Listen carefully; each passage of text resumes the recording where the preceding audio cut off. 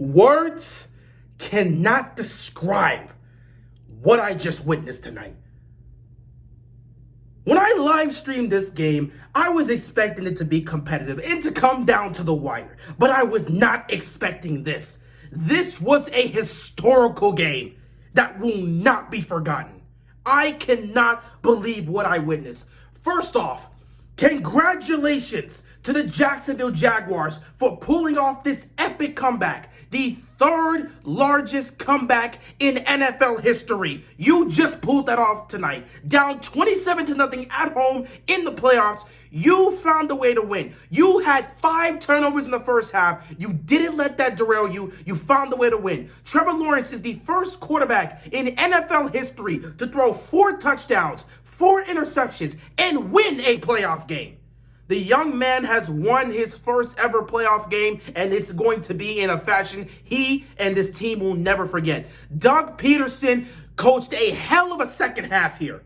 To be down that much and to find a way to come back into this game and that fourth down play. Doug Peterson has been doing this for such a long time. He was doing this with Philadelphia back in 2017. This guy is a good coach, and he's willing to take those risks to try and help his team win. And it usually pays off. And in that fourth down play, it paid off beautifully, and it got them into field goal range to kick the game-winning field goal. Also going for 2 after he scored a touchdown to make it a 2-point game was also gutsy. This dude, Doug Peterson, coached one hell of a football game. He coached one hell of a half. To have your team turn the ball over that many times, to be down by that much points and find a way to come back, that is something special. So congratulations to the team. I don't want to take away from what the Jacksonville Jaguars did. They 100% deserve this. They 100% earned this because they were down 27-0. And they found a way to come back. And in the live stream, I was pointing out exactly what they needed to do. There was less than 2 minutes left to go in the first half. And I said, here's the game plan the Jacksonville Jaguars can follow if they want to get back in this game. Under 2 left to go, you're down 27-0. This is the drive that you need to score a touchdown. Go down the field, score a touchdown before halftime, make it a 20-point game. That's a 3-possession game. You can work with that in the second half. You're going to have more than 3 possessions. So you're going to have an opportunity. Coming out of halftime, of course, the Chargers do get the football back. So what you need to do is your defense is going to have to come out hot. They've been doing a good job in stopping the Chargers from scoring touchdowns. So you need your defense to come out in the second half and make a crucial stop, a big stop. Get the ball back to Trevor Lawrence and allow him to go down the field, score another touchdown, and make it a 2-possession game. If they could pull that sequence off, I think they would have a great chance to be able to come back. I said that in the live stream, and that's exactly what happened. I also said if the Jaguars did this is going to put the pressure on the Chargers, and the Chargers are not a team that can handle pressure well, and that also ended up happening. Everything I said I needed the Jaguars to do coming out of halftime, they did exactly that, and that's why they're sitting here as the victors of this game, and they're heading off to the divisional round to most likely face off against the Kansas City Chiefs, or maybe they take on the Buffalo Bills, or they take on whoever they got to take on. We don't know how this is going to fare, but they are moving on to the divisional round. We'll see who their matchup is going to be after tomorrow's games, or at least, after tomorrow's games for the most part. We'll figure out who they're going to face off with in the divisional round. But again, this was a historical comeback. Do not take away from what the Jacksonville Jaguars did tonight. Congratulations to Trevor Lawrence. Congratulations to Doug Peterson. Congratulations to the Jacksonville Jaguars as a whole for pulling off this epic, historical comeback in this game. With that being said, I am lost for words. Put this away. I am truly lost for words from what I just saw. I cannot believe the Chargers choked a 27-point lead. And let me tell you this. I understand. I've watched so many Chargers games growing up. I've seen the Chargers choke time and time again, both in the regular season and in the playoffs. Choking is in that franchise DNA. I understand that. But damn, in this situation, 27 points, you're up 27-0, and you choke the game away? Are you serious? Are you serious? You're up 27-0 going into you're up 27-7 going into halftime. You put up 27 points in the first half, and you proceed to put up 3 points in the second half.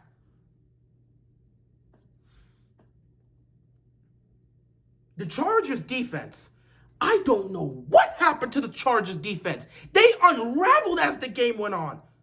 The first half, they were playing beautifully. Asante Samuel had 3 picks on Trevor Lawrence. They were forcing turnovers. Things were looking so bad that they ended up recovering a muff punt that Jacksonville had. So everything was going the Chargers' way. They're up 27-0. I'm thinking this could be a blowout. But then again, I understood this was a Chargers. Everyone in the chat, there was people in the chat that would sit back and say, nah, the Chargers should be able to hold on. They got Justin Herbert. They'll be fine. And I'm sitting there saying, no. Historically, the Chargers choke games like this. And exactly what I feared is exactly what happened. They sat back and choked this game away. In the first half, they were able to make stops. In the second half, this team found a way to screw themselves over time and time again. They'll make crucial stops, but then they'll cause an idiotic penalty that gives a first down to Jacksonville, keeps the drive alive, and they continue to move down the field, and they keep putting points on the board. They just kept inching closer and closer and closer and closer. You went into halftime up 20.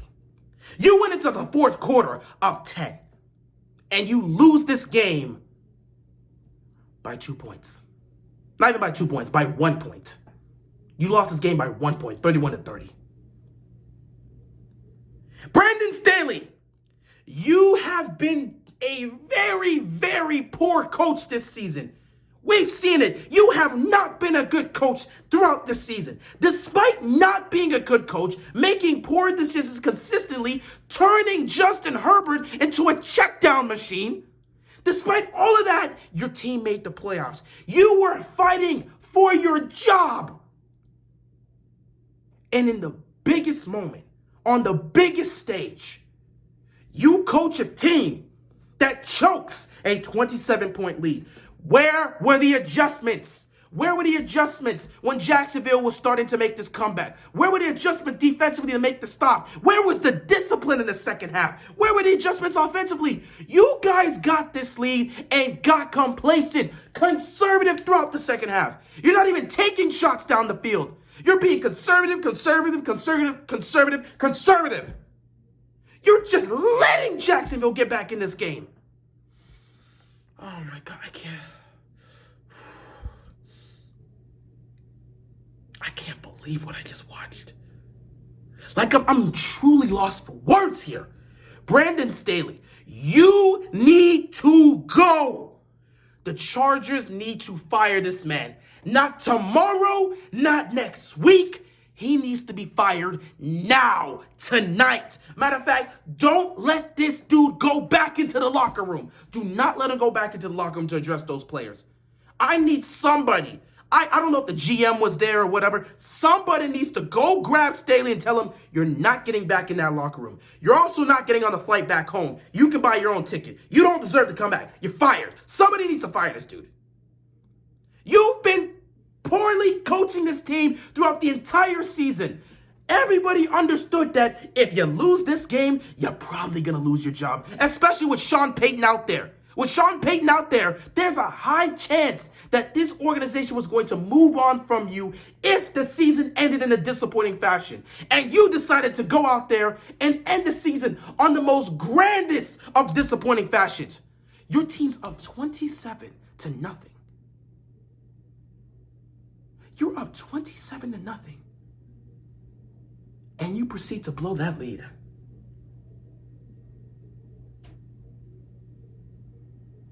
Where were the adjustments? At what point do you sit back and say, we can't keep playing conservative? Things are getting tight. We have to be aggressive. If we don't take these shots, we don't take these chances, we're going to lose. At what point does a coach get that mindset? You got to go. You need to be gone now. You and that coaching staff the whole coaching staff may need to go after this. I can't believe this, man. I can't believe this. They really sat back and choked away a 27-point lead. You really sat back and choked away a 27-point lead. You need to go. Justin Herbert, your career is going eerily similar to Phillip Rivers. If I was you, I would do everything in my power to get the hell away from this organization. You're a talented quarterback. Now, I will say this, though. The playbook did limit you, but there were some plays that you left out there and some throws that you could have made. You could have been better in this football game. You know it, I know it, everybody knows it. You could have been better in this football game. It's not like you turned the ball over or anything, but you could have been better in this football game. But I'm saying this as a fan of yours, because you're my second favorite quarterback to watch. I don't want to see you ruin your career with this franchise. They ruined Phillip Rivers' chances to win a Super Bowl. Time and time again, this team choked in the biggest moments. I don't want that to happen to you. You're far too talented to be choking playoff games like this when you get that type of lead. No, you got to go, bro. Do whatever you can to get the hell away from this organization. Because you stay here, you're not going to win. You're just going to fall in the footsteps of Phillip Rivers. A lot of regular season disappointments, a lot of playoff disappointments, not even getting close to a Super Bowl, choking in key situations while putting up great stats. That's what your future is. That was Phillip Rivers. Phillip Rivers may end up in the Hall of Fame because of his stats, but he never once touched a Super Bowl. Meanwhile, the other people in his draft class, and Eli Manning and Ben Roethlisberger, went to 2 Super Bowls and won 2 Super Bowls each. Well, I mean, Ben went to 3, but Eli and Ben both won 2 Super Bowl rings. You're following in the footsteps of Phillip Rivers. If you don't get the hell away from this franchise, you're not going to win anything in your career. You're not. Chargers, go do everything in your power to go get Sean Payton. Maybe you can still turn this around. But what we saw here tonight needs to be the last of Brandon Staley as the head coach of that football team. He needs to go. And he needs to go now. And you might want to take the rest of that coaching staff with you, because there's a very, very poor losing mentality with that coaching staff. The fact that you guys keep choking. It's getting worse now. It's getting worse. You're making progress, but it's getting worse. Because last year you choked in a game that you choked in the game that you had an opportunity to win and go into the playoffs. You choked in that game and you missed the playoffs. This year you make it to the playoffs and you choke in the wild card round. Next year, you might make it to the playoffs, get to the division round, and choke another lead. It's getting worse and worse. You're making progress, but you're finding new ways to choke. And it's getting more and more painful for your fan base. That coaching staff may need to go. And again, for the love of God, I don't know what it's going to take, but this kicking situation in LA, it just keeps on failing them. Now, the kicker that was out there today wasn't bad. But when the pressure's high, that's when you need your kicker to show up. And he failed. That missed field goal ultimately ended up being the difference maker here. That missed field goal was a difference maker because it kept it a 10-point game. You got the offense being conservative in the second half. You got the defense just choking, constantly committing penalties and allowing the Jacksonville Jaguars to continue to march down the field and put up points. You got a head coach that's making little to no adjustments. You got a coaching staff that's just failing left and right. You got a quarterback that's being put in a conservative system. He's not able to really throw the ball down the field because the playbook is not looking for anybody down the field. And you just got a football team that just choked away a 27-point lead in a wild card matchup. Changes need to be made. Changes need to be made and fast. If you're the Chargers, you need to go out and get yourself a Sean Payton and have him come in and implement his own coaching staff and see if you can change this around. You have a talented quarterback. Don't waste him. Don't waste him. Me personally, I would love to see Justin Herbert go somewhere else. I would love to see him go somewhere else. I have a spot in mind. I'm not going to say it. We have to see how those circumstances work out. But, yeah, Justin Herbert, you got to go, bro. You got to get the hell away from this franchise before they ruin your career. Because they did that with Phillip Rivers. And he got out of there way too late. Way past his career prime, where he would have had an opportunity to legitimately compete for a title. He got out way too late. You still have a chance to compete for a title. Get the hell away from this franchise as quickly as you can. As for Chargers fans, I feel bad for y'all. You guys are so used to your team choking that this is not even a surprise to you. It's still painful to see, but this is not a surprise at the end of the day. You just got to deal with it.